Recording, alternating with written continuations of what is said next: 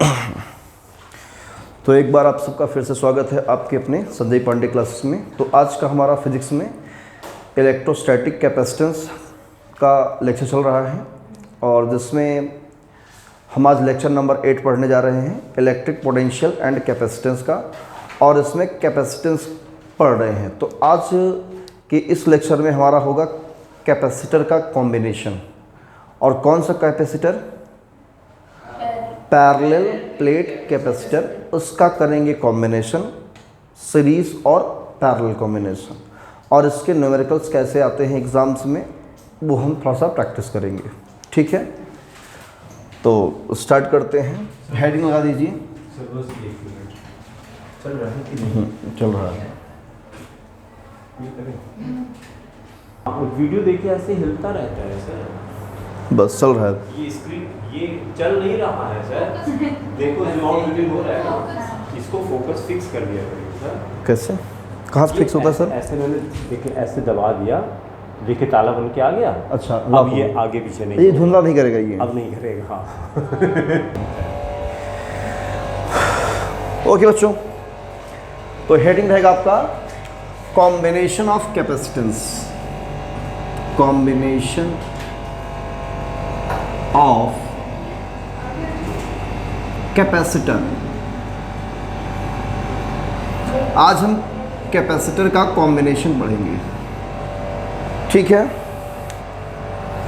Capacitor का combination कैसे combine करते हैं, क्या क्या कॉन्सेप्ट है इसके पीछे, कहाँ पे चार्ज एक सेम होगा, कहाँ पोटेंशियल डिफरेंस सेम होगा, ये सब सीखेंगे। फुल कॉन्सेप्ट सीख लेंगे तो इसके जो क्वेश्चंस होते हैं सर्किट वाले वो आप लोग सॉल्व कर लेंगे, ठीक है ना।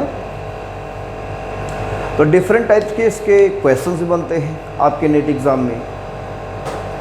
तो आइए देखते हैं पहले सीरीज कॉम्बिनेशन। फर्स्ट नंबर क्या रहेगा? Series combination. सीरीज कॉम्बिनेशन, देखो ये है आपका कैपेसिटर।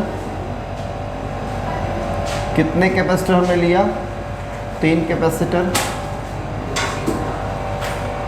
इसका कैपेसिटेंस C1, C2 और C3, ठीक है।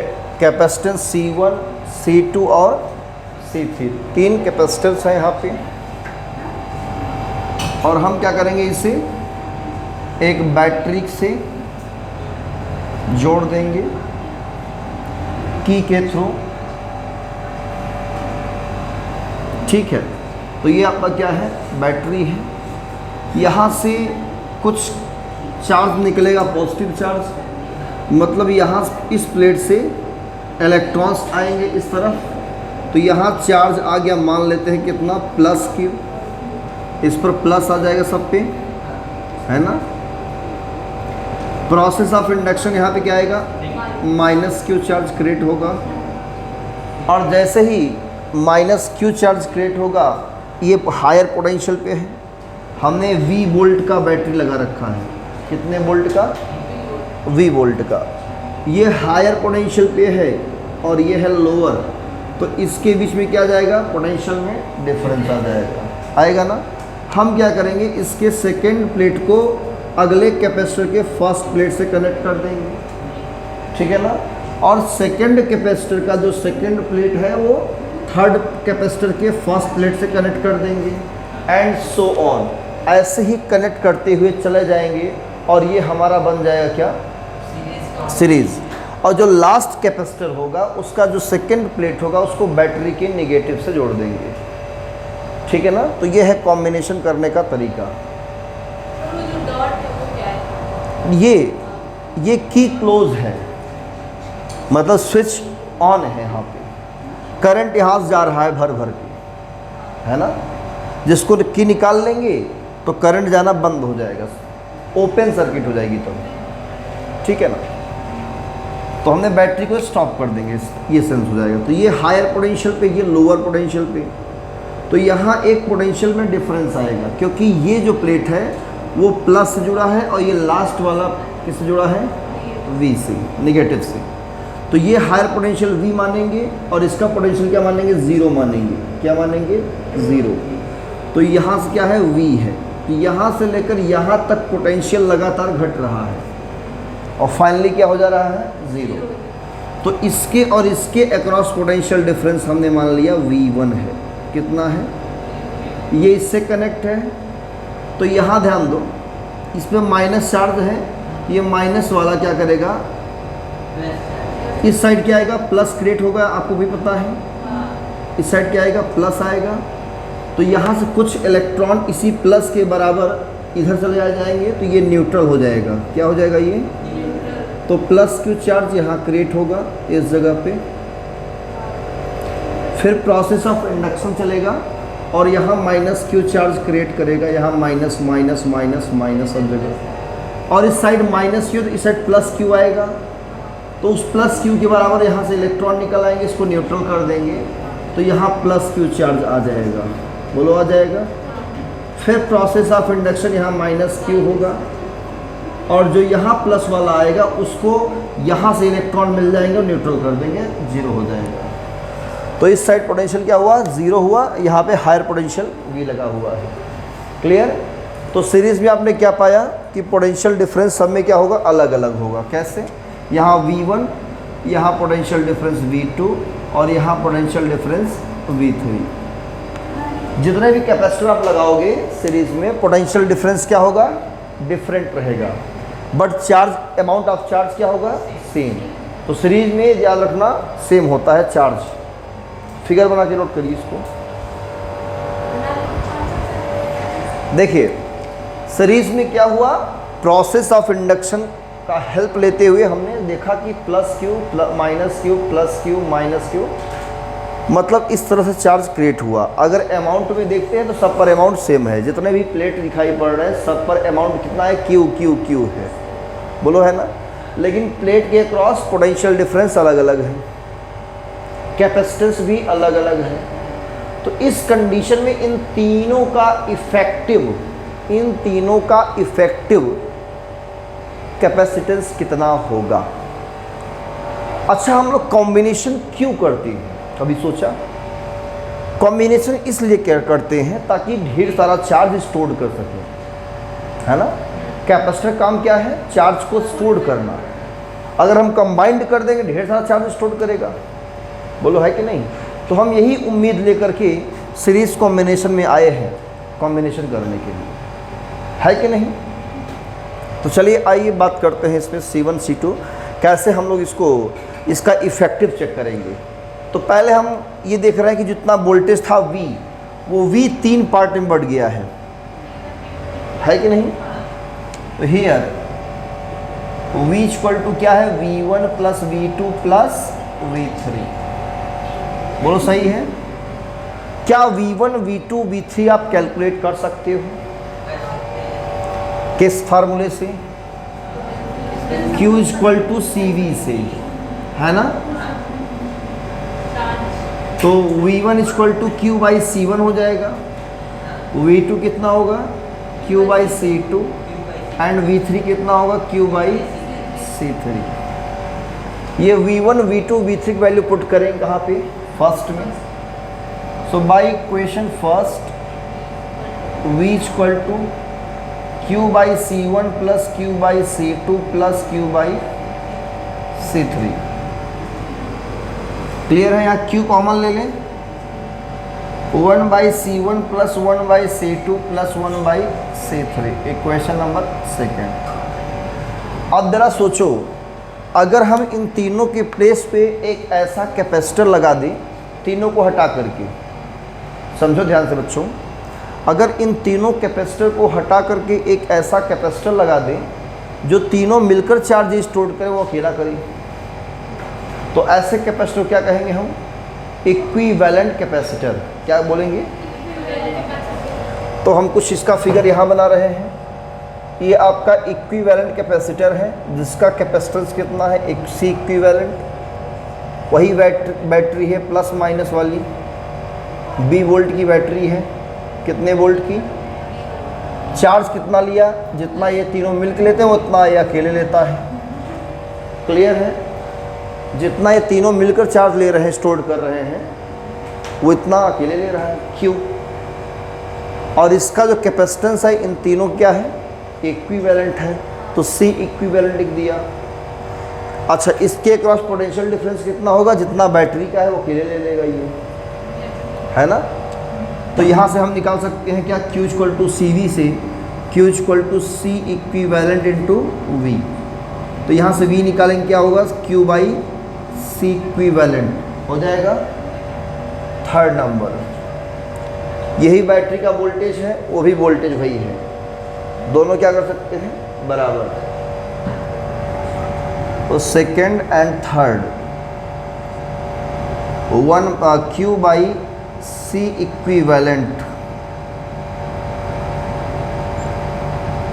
1 by C1 plus 1 by C2 plus 1 by C3। यहाँ पे Q कॉमन था, Q से Q कैंसिल, कितना बचेगा, 1 बाई C इक्विवेलेंट आपका आंसर आएगा कितना, 1 by C1 plus 1 by C2 plus 1 by C3। मतलब सीरीज में रेसिप्रोकल ऐड होगा, equivalent.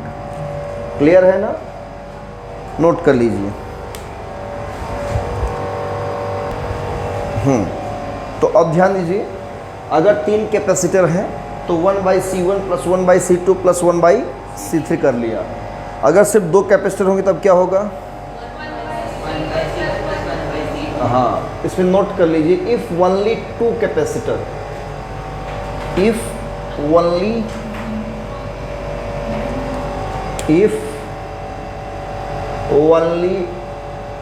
2 capacitor are connected in series, ठीक है, इन सीरीज, तो क्या होगा, 1 by C equivalent equal to 1 by C1 plus 1 by C2, और इसका हम एलसीएम लेंगे C1 C2, ऊपर क्या बचेगा, C1 प्लस C2।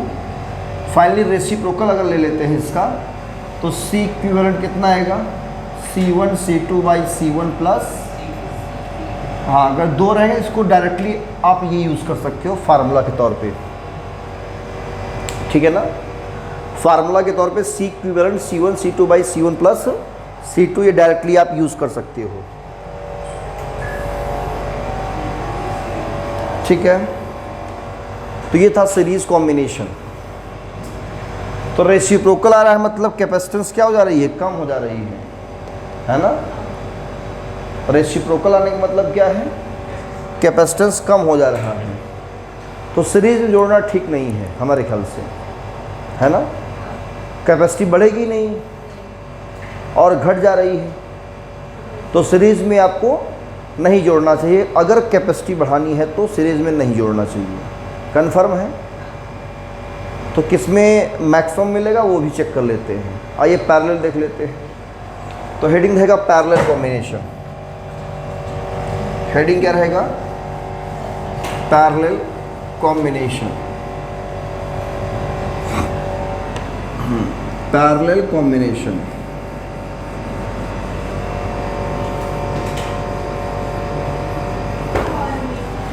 तो पैरेलल कॉम्बिनेशन में हम क्या करेंगे, कैसे जोड़ेंगे? फर्स्ट प्लेट को एक पॉइंट से, ठीक है? जैसे मान लो कि ये आपका एक कैपेसिटर हो गया C1, ये कैपेसिटर है C2 और एक कैपेसिटर है C3। ये फर्स्ट पॉइंट है A और ये सेकंड पॉइंट है B। आपने इसका सेकंड प्लेट यहाँ जोड़ा, इसका सेकंड प्लेट यहाँ जोड़ा, इसका भी फर्स्ट प्लेट कहाँ जोड़ा, A से जोड़ा, इसका भी फर्स्ट प्लेट A से, सेकंड प्लेट B से, सेकंड प्लेट B से, ठीक है? आपने एक वायर उठाया और वायर से क्या किया, आपने कुछ इस तरह से जोड़ दिया। बोलो सही है?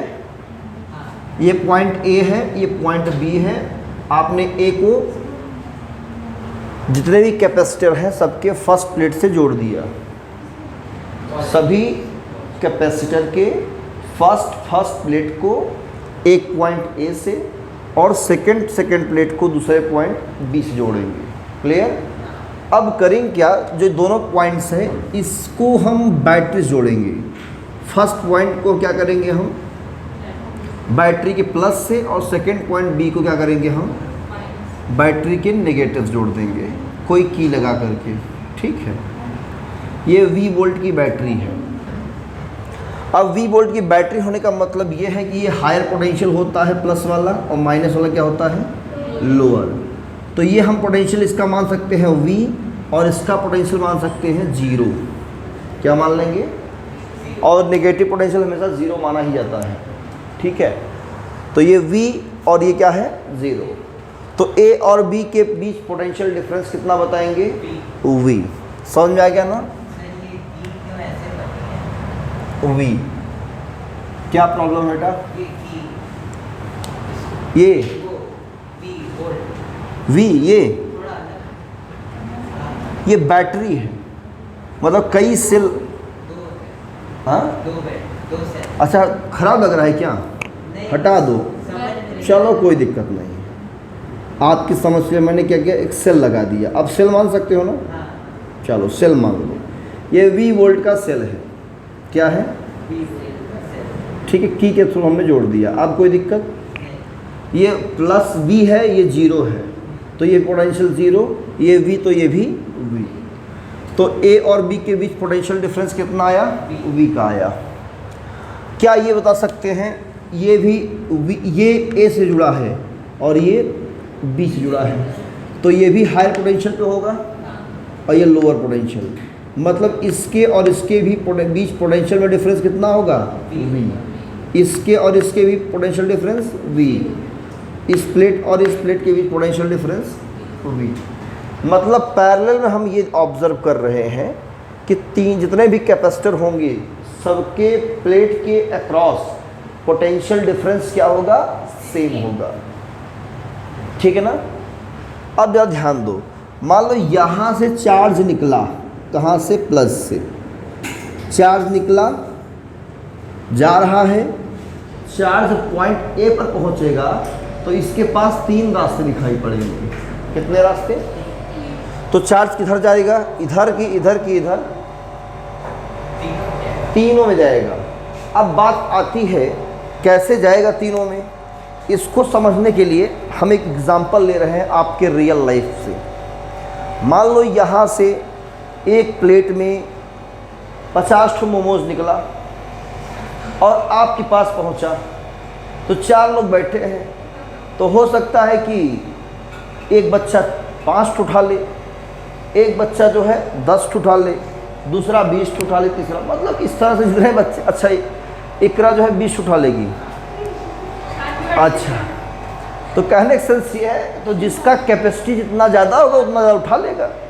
तो इस कैपेसिटर में जितने भी कैपेसिटर लगे हैं इनमें कैपेसिटी जिसका जितना ज़्यादा होगा वो ज़्यादा चार्ज को खींच लेगा। क्लियर है ना? तो हमने यहाँ पे लेट किया कि ये वाला जो है Q1 चार्ज खींच लिया। कितना? Q1 plus Q1। क्लियर है ना? बोलो बेटा। Q1 चार्ज खींच लिया और ये कितना खींचा? Q2 है ना? और ये कितना खींच लिया? Q3। जो बच्चा कुछ आई ये वाला खींच लिया। तो सब पर चार्ज का अमाउंट क्या होगा? अलग अलग। अब प्रोसेस ऑफ इंडक्शन यहाँ पे माइनस Q1 आ जाएगा, बोलो आएगा, और यहाँ पे माइनस Q2 आ जाएगा, समझदार हो। यहाँ माइनस Q3 आएगा, माइनस Q3। क्लियर है बच्चों? अब यहाँ से क्या होगा? ये 0 है तो ये सारे चार्ज जो है अपना यहाँ से निगेटिव वाले आएंगे, यहाँ सब कुछ को न्यूट्रल कर देंगे तो फाइनली 0 हो जाएगा। तो कुल मिलाकर के हमने ये देखा कि पैरेलल कॉम्बिनेशन में पोटेंशियल डिफरेंस तो सेम है लेकिन चार्ज का अमाउंट क्या है? डिफरेंट है। कितना चार्ज निकला था इससे, हमने मान लिया Q चार्ज निकला था। कितना चार्ज निकला था? अब ये Q चार्ज कितने पार्ट में बढ़ गया है? 3 पार्ट में। तो हम कह सकते हैं Q बराबर, यहाँ जो Q होगा Q1 plus Q2 plus Q3 के इक्वल होगा। बोलो सही है? एक क्वेश्चन नंबर बना दीजिए इसको फर्स्ट, ठीक है। Q equal to Q1 plus Q2 plus Q3, question number 1। अब Q इक्वल टू CV लगा देते हैं। द Q1 कितना होगा? अगर हम इसको यूज़ करते हैं यहाँ पे using Q equal to CV, तो Q1 कितना आएगा बेटा? होगा C1V। Q2 कितना होगा? C2V। Q3 कितना आएगा? C3V। सही है? ये वैल्यू पुट करते हैं बाई इक्वेशन फर्स्ट, तो टोटल चार्ज आएगा C1V plus C2V plus C3। V common ले लेंगे यहाँ पे, C1 plus C2 plus C3, equation second. Clear? अब क्या करेंगे, हम ये जानना चाहेंगे क्या ये तीनों मैक्सिमम चार्ज स्टोर कर रहे हैं। तो इनके प्लेस पर अगर हम एक ऐसा कैपेसिटर लगा दें जो तीनों मिल के चार्ज स्टोर कर रहे हैं, वो अकेला स्टोर करे। मतलब ये जो चार्ज Q निकला वो 3 पार्ट में बटा हुआ है, Q1 plus Q2 plus Q3। अगर जो ये Q निकले वो अकेला ले ले, तो हम कहेंगे कि यार वो जो कैपेसिटर होगा इन तीनों क्या होगा? इक्विवेलेंट होगा। होगा ना? तो if all capacitor is replaced by a single capacitor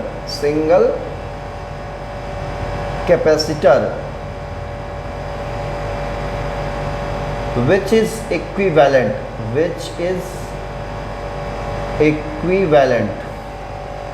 तो हम एक फिगर और बना लेते हैं।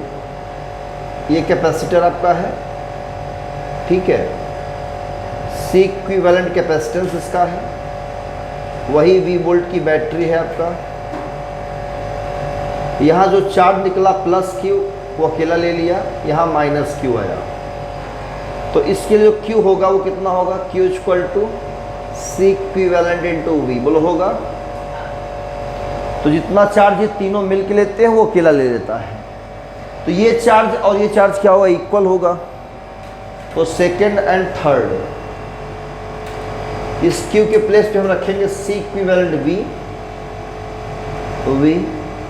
V C1 plus C2 plus C3 V से V कैंसिल, तो C इक्विवेलेंट कितना आएगा? C1 plus C2 plus C3। ये देखिए, हमने ये ऑब्जर्व किया कि पैरेलल में कनेक्ट करने पर ये तीनों ऐड हो जाते हैं, डायरेक्टली ऐड हो जा रहे हैं। इसका मतलब कैपेसिटी क्या हो जा रही है? बढ़ जा रही है। तो चार्ज ज़्यादा से ज़्यादा स्टोर करेगा किसमें? पैरेलल कॉम्बिनेशन में। क्लियर? तो डायरेक्टली ऐड करेंगे। अगर पैरेलल में देखेंगे, पैरेलल की पहचान क्या होनी चाहिए कि सबका फर्स्ट प्लेट एक पॉइंट से होना चाहिए, मतलब तीनों का पोटेंशियल एक ही हो।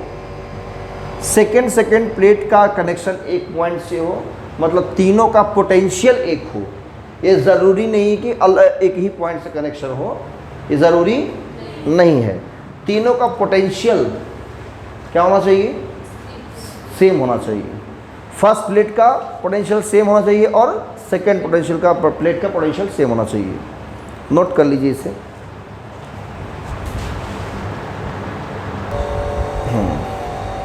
एरेज कर दें इसे। तो अब हम करेंगे कुछ क्वेश्चंस, जैसे कि सिंपल सर्किट पहले पढ़ेंगे, सिंपल सर्किट, फिर वायर कनेक्शन प्रॉब्लम सीखेंगे। एक सवाल है ना, कई टाइप में इसके सर्किट्स के क्वेश्चन जो है बनते हैं, कई टाइप्स में।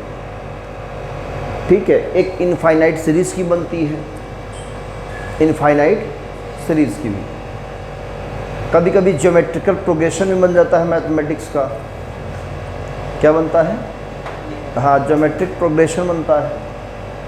इनफाइनाइट सीरीज है तो कैसे सॉल्व करेंगे, आइए देखते हैं। फर्स्ट नंबर आप डाल सकते हैं न्यूमेरिकल में, टाइप 1। टाइप 1 टाइप 1 में फर्स्ट क्वेश्चन सॉल्व करेंगे। और टाइप 1 का नाम क्या रहेगा? Simple circuit. क्या नाम रहेगा? हाँ, सिंपल सर्किट। इसमें हम लोग क्या करेंगे? इक्विवेलेंट, सब में क्या कैलकुलेट करना है? Equivalent capacitance. आज के लिए जितना भी क्वेश्चन रहेगा, आज के लिए जितने भी क्वेश्चन रहेंगे सब क्या रहेंगे? इक्विवेलेंट कैपेसिटेंस निकालना है, ठीक है ना? तो मैं लिख रहा हूं फाइंड द इक्विवेलेंट कैपेसिटेंस, ठीक है ना? Find the equivalent capacitance. Equivalent capacitance कैसे कैलकुलेट करेंगे?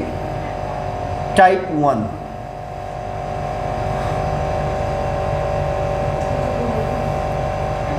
Simple circuit. Simple circuit,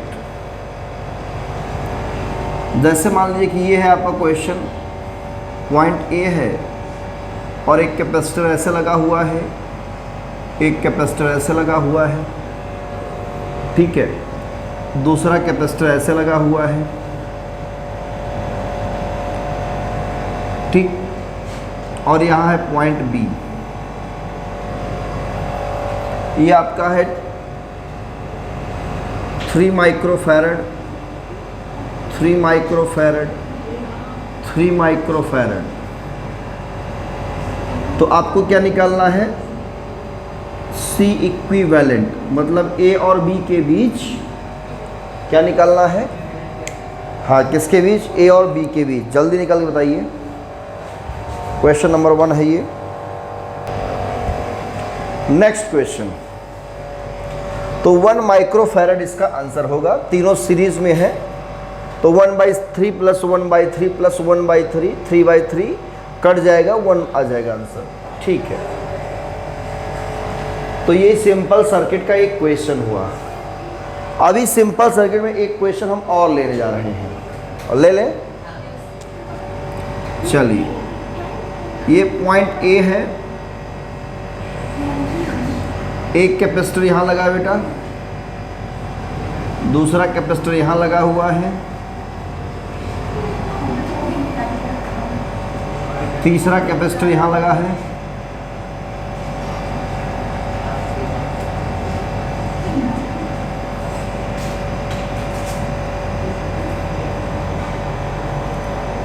point B है 3 माइक्रोफैरड, यह है 3 microfarad,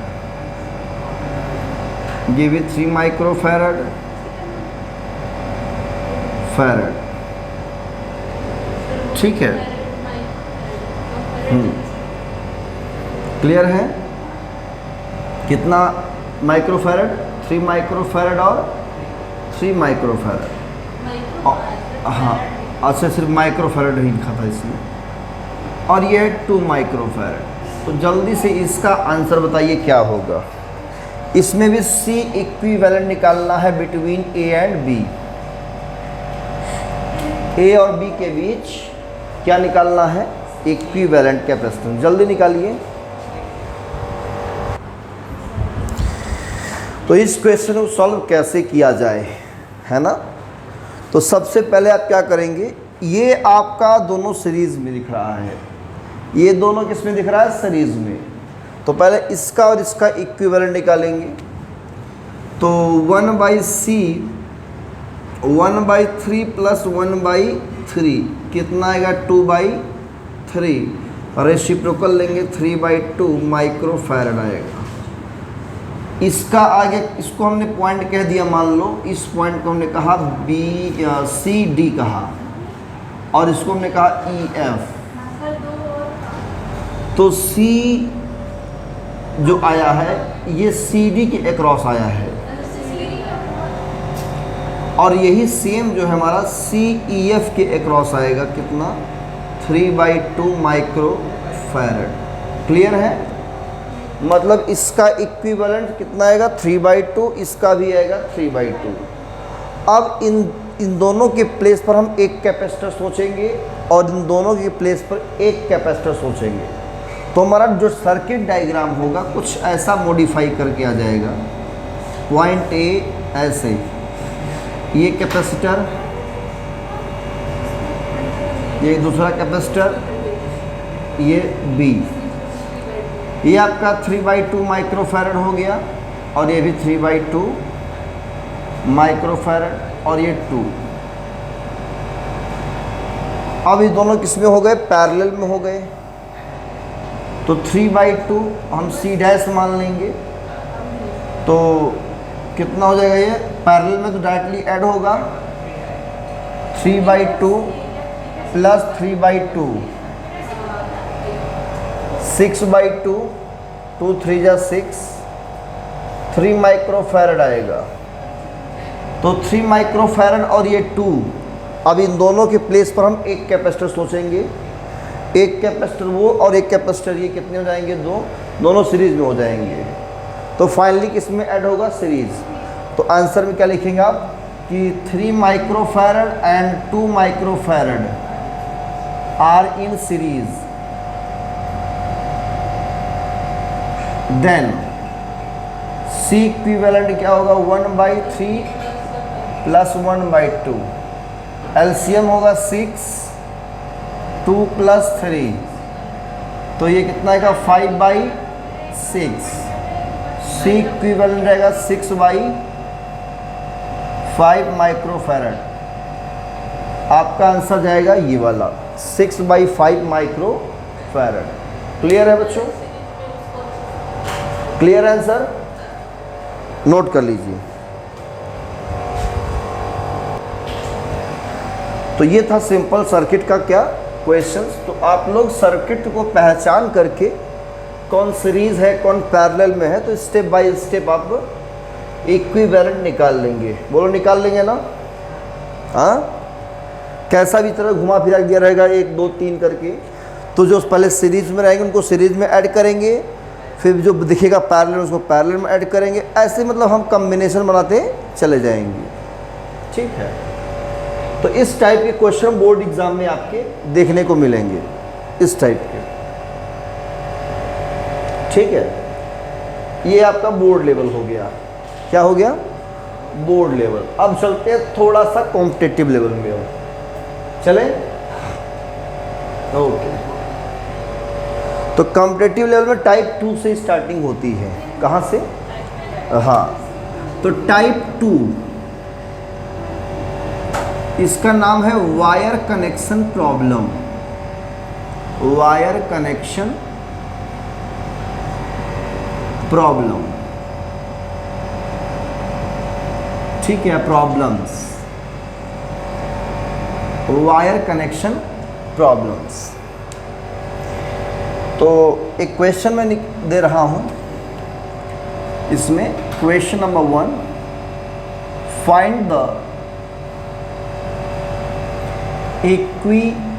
equivalent capacitance between A and B। देखो ये है आपका A, एक कैपेसिटर हो गया, दूसरा हो गया, तीसरा हो गया, है ना? समझ आ रहा है? तीनों किस में जुड़े हैं?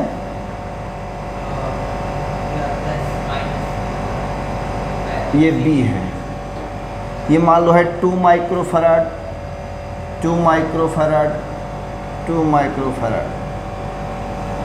अब आप इसको देखते ही क्या करेंगे, एकदम मोमोज की तरह खा जाएंगे, है ना?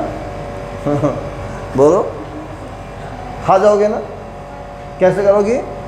ये सर तीनों सीरीज में है, तो 1/C1 + 1/C2 + 1/C3 लगा करके सॉल्व कर लेंगे।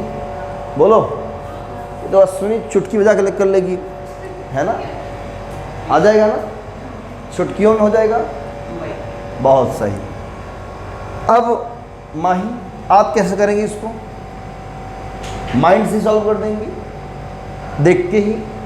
लेकिन अगर मैं एक वायर उठाऊं, लगाऊं यहाँ पे वायर, क्या लगा दूं? वायर यहाँ से उठा करके यहाँ चिपका दूं, और यहाँ से एक वायर लगाऊं, उठाऊं यहाँ से यहाँ चिपका दूं वायर। अब ए और बी के बीच इक्विवेलेंट कैपेसिटेंस क्या होगा? सोचिए जरा सा ध्यान से, वीडियो स्टॉप करके सोचिए। पहला दूसरा सेम होगा, दूसरा तीसरा। तो देखिए, जो इस टाइप के क्वेश्चन होते हैं वायर कनेक्शन प्रॉब्लम वाले, तो सबसे पहले क्या काम करेंगे हम? जिसके बीच निकाला जा रहा है, किसके बीच निकालेंगे? ए और बी के बीच। तो ए का हम एक पोटेंशियल मान लेंगे V। क्या मान लेंगे? V। यहाँ का पोटेंशियल क्या मान लें? V। और B का मान लीजिए 0। मान सकते हो? अगर यहाँ का पोटेंशियल V है तो ये भी पोटेंशियल क्या होगा? V ही होगा। अब एक चीज ध्यान रखना, ये वायर जहाँ से गया हुआ है, ये जहाँ तक गया हुआ है, सबका पोटेंशियल V होगा। अगर बीच में कोई कैपेसिटर या सेल ना लगा हो, क्या ना लगा हो? कैपेसिटर ना लगा हो, सेल ना लगा हो, कोई रेजिस्टेंस ना लगा हो, सिर्फ प्लेन वायर हो खाली, तो अगर यहाँ का पोटेंशियल V है तो यहाँ का भी पोटेंशियल क्या होगा? V होगा। ऐसी सेम कंडीशन अगर 0 यहाँ का है तो ये भी क्या होगा? 0 पोटेंशियल, और इसमें कोई कैपेसिटर नहीं लगा तो ये भी पोटेंशियल 0। क्लियर? अब क्या करेंगे? एक तरफ लिखिए V, एक तरफ लिखिए 0। तो V और 0 के बीच में एक कैपेसिटर है कि नहीं है? तो यहाँ एक कैपेसिटर लगा दीजिए। क्लियर? यहाँ भी V और 0 के बीच में एक और कैपेसिटर है, तो ये भी लगा दीजिए V और 0 के बीच में। यहाँ भी V और 0 के बीच में एक और कैपेसिटर लगा हुआ है, लगा दीजिए V और 0 के बीच में। तीनों किस में आ रहे हैं बताइए? किस में आ गए? पैरेलल में। तो हम कह सकते हैं all three capacitors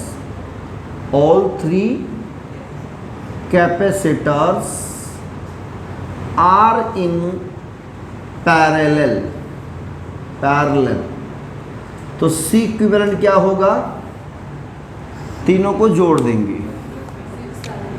C1 + C2 + C3। 2 + 2 + 2 कितना? 6 माइक्रोफैरड। आंसर आपका हो गया, डन। क्लियर? हाँ, सॉल्व कर लीजिए इसको। अब हम इस क्वेश्चन को करेंगे इरेज, और इसी प्रॉब्लम पे हम एक क्वेश्चन और देने जा रहे हैं। ठीक है, थोड़ा सा डिफरेंट रहेगा। ठीक है, वायर कनेक्शन प्रॉब्लम है, क्वेश्चन नंबर 2। इसमें लिखिए find the equivalent capacitance. Find the equivalent capacitance between A and B। ये पॉइंट A है, कैपेसिटर, ये तीसरा कैपेसिटर, आगे है आपका चौथा कैपेसिटर, पॉइंट B। ठीक है, यहाँ से वायर उठाया निकाला, यहाँ आया वायर, और यहाँ से वायर निकाला आया वायर यहाँ। यह है 1 माइक्रोफैरड, 1 माइक्रोफैरड, 1 माइक्रोफैरड और 6 माइक्रोफैरड। तो बताइए कितना आएगा A और B के बीच इक्विवेलेंट कैपेसिटेंस? जल्दी सॉल्व करिए।